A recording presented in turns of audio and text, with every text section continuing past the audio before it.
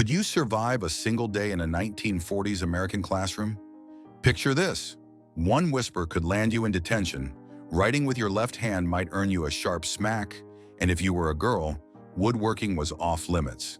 Sewing and etiquette were your only options. Step back in time with us to uncover what school was really like in 1940s America. A world of strict rules, unforgettable moments, and childhood memories that still linger. The 1940s was a time of resilience in America, a nation picking up the pieces after World War II. Schools were no exception. Classrooms had no air conditioning, no computers, just rows of wooden desks, dusty chalkboards, and heavy textbooks worn from use. Rules weren't just guidelines. They were the backbone of education, shaping a generation with discipline and a sense of duty. Every morning began with the hum of routine, from the creak of old floors to the scratch of chalk, as students navigated a world far different from today's.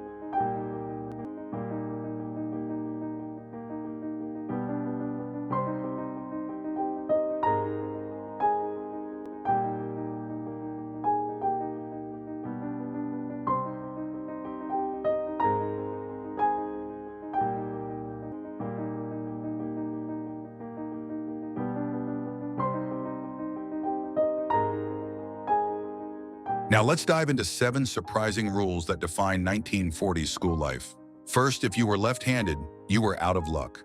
Teachers saw it as unnatural, even rebellious, and forced kids to write with their right hand, sometimes tying their left hand behind their back to make the point. The struggle was real, and for many it meant unlearning a part of who they were. Second, forget custodians. Students were the cleaning crew. Every day, kids swept classroom floors, scrubbed desks, and erased chalkboards until they gleamed. It wasn't just school, it was a lesson in responsibility. Third, gender decided your path. Boys headed to woodshop, learning to saw and hammer, while girls were sent to home economics for sewing and table setting lessons. There was no arguing. You followed the rules, no exceptions. Fourth, misbehaving came with a price. A ruler across the knuckles was common, or you'd stand in the corner, face to the wall, while some teachers went further, pinning shame lists on the bulletin board for all to see. Fifth, every student got free milk, a government effort to combat post-war malnutrition. Warm or cold, you lined up and drank it, grateful for the small act of care.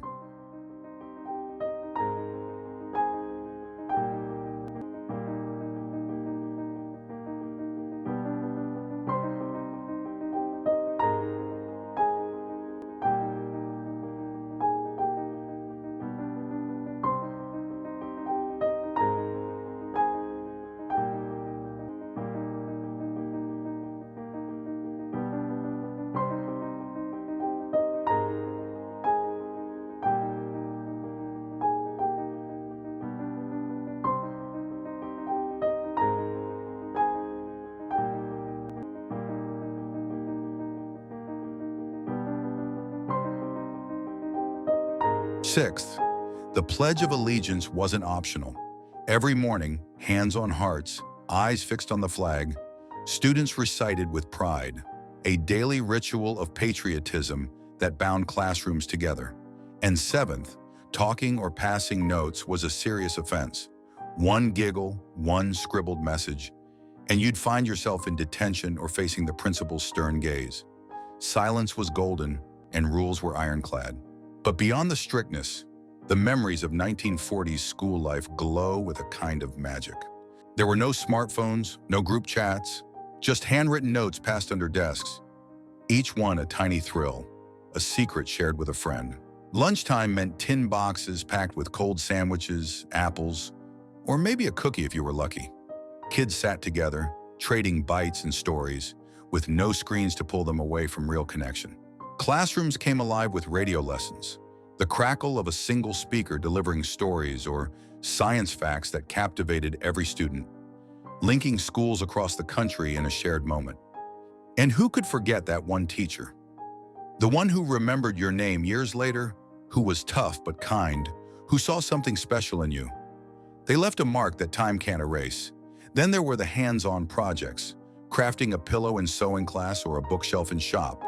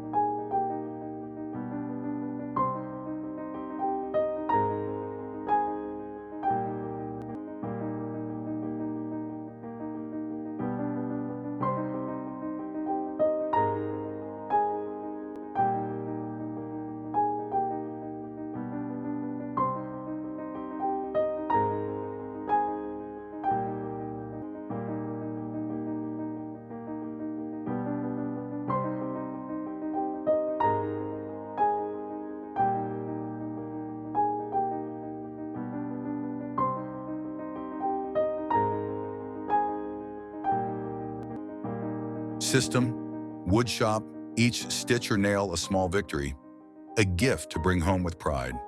These moments weren't just tasks, they were treasures, proof of what young hands could create. Those 1940s kids didn't grow up with Wi-Fi or instant messages, but they had something deeper, connections forged through shared glances, whispered secrets, and hard-earned lessons. School was tough, no question, but it built values that carried them through life. Resilience, community, and pride in doing things the hard way. If you went to school back then, or heard stories from a grandparent who did, what memory stands out most? Maybe it's the thrill of sneaking a note, the taste of that warm milk, or the teacher who changed how you saw yourself. Share your favorite story in the comments below. Let's build a 1940s time capsule together. And don't forget to like and subscribe to keep these memories alive.